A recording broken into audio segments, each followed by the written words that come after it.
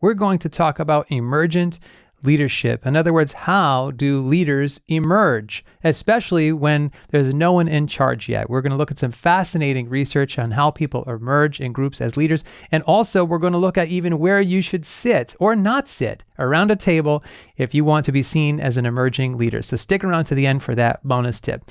Let's get into the details.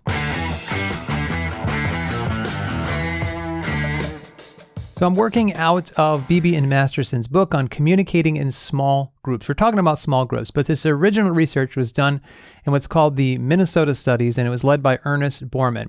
And he asked the question, who is most likely to emerge as the perceived leader of a leaderless discussion group? So they did experiments where they put a bunch of people together to have a discussion, and they wanted to see what were the small little moves that people made, individuals made, to emerge as the unofficial leader, the recognized leader of that group. So emergent leaders are those whose powers derive from their acceptance by the other group members rather than their position, rank, or status. So often at work, you'll have a supervisor who is in a leadership position. Sometimes, however, you're on a team where the leader has not emerged yet. There's no official leader.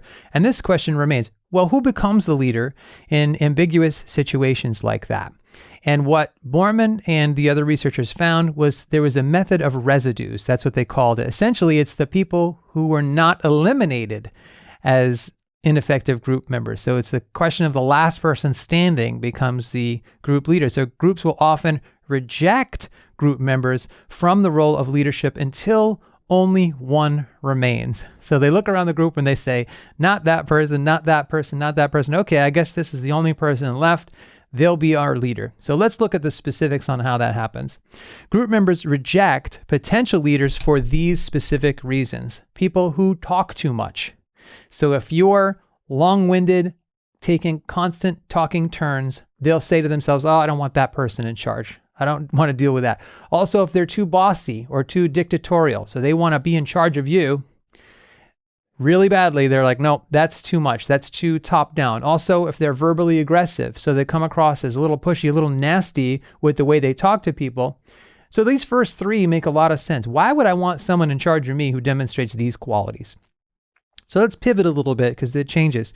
Also, we don't want leaders who are unable to contribute to the group's task goals because they're too quiet, vague, tentative, self-effacing, and they're always asking others for direction. Now, this makes sense too, because if you're someone who is really taking that back seat and you're too not confident enough to speak up and to make a contribution, then people won't see you as a leader. Those just are not obvious leadership qualities. Also, if you're too concerned about everybody's feelings to be decisive.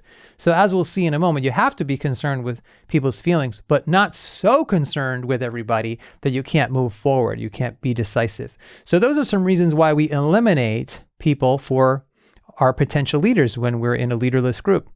So group members value these strengths with their potential leaders. This is what we want in a potential leader of our group. Someone who demonstrates individual task effectiveness. So you have to be good at your job. You have to be good at what you do as an individual on the team. Make your deadlines, follow through on what you said you were going to do. You also have to show commitment to the group's goals. So you're good individually, but also you're committed to making the group's goals move forward. You tend to be more extroverted. That means you're willing to speak up. Introverted people sometimes are waiting a little too long to speak up. And if you're waiting too long to speak up, you might not demonstrate yourself as a leader. So the little side tip here is that if you're introverted, make sure you push yourself a little more earlier in group meetings to break the ice and to say something early on to be seen as someone who's a potential leader.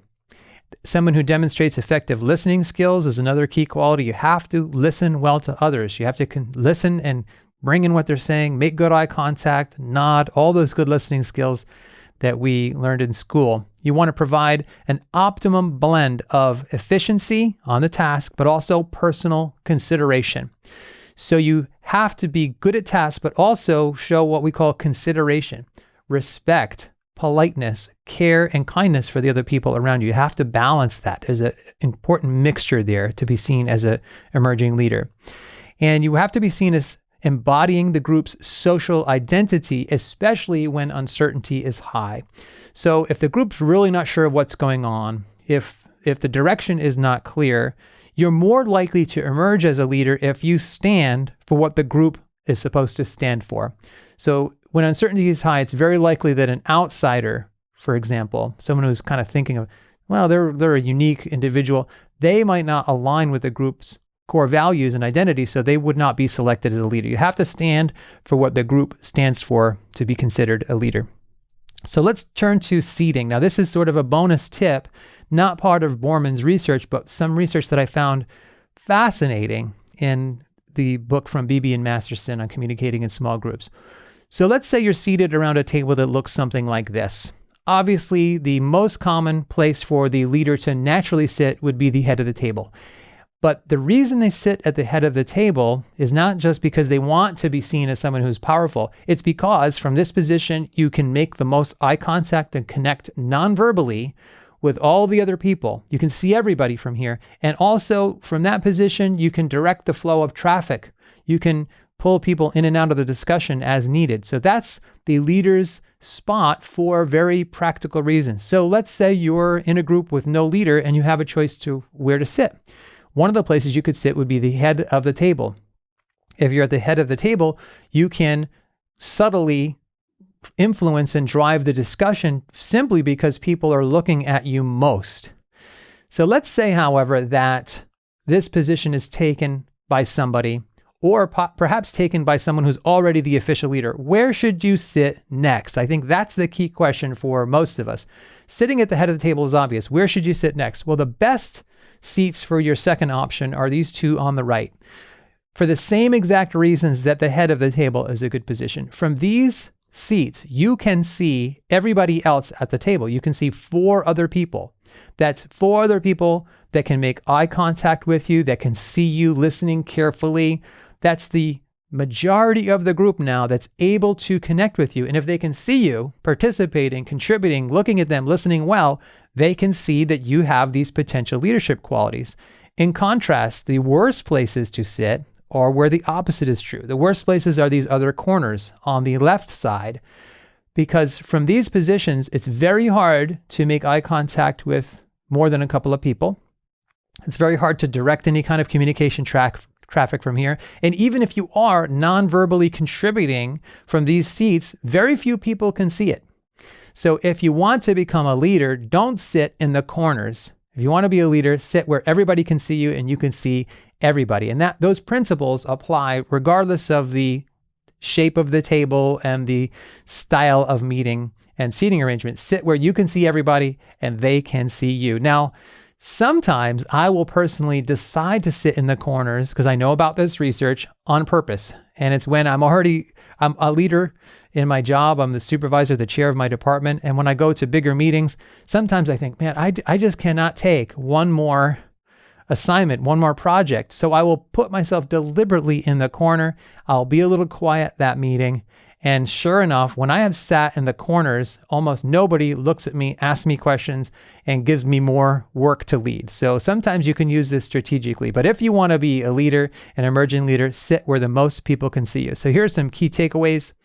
Demonstrate your individual effectiveness on tasks. You have to be seen as a competent individual first and foremost. Show your commitment to the group's goals. Speak up, but don't be dominant, aggressive, or long-winded. Listen well, show consideration for others, and as a bonus tip, sit where you can make eye contact with the most amount of people. So, question of the day, which of these tips do you find most interesting? I would love to hear your comments in that section below. And what could you put into practice, for example, in your own professional situations to become an emerging leader, to be seen as maybe the next leader of that group? I look forward to reading those comments. So thanks, take care, and I will see you soon.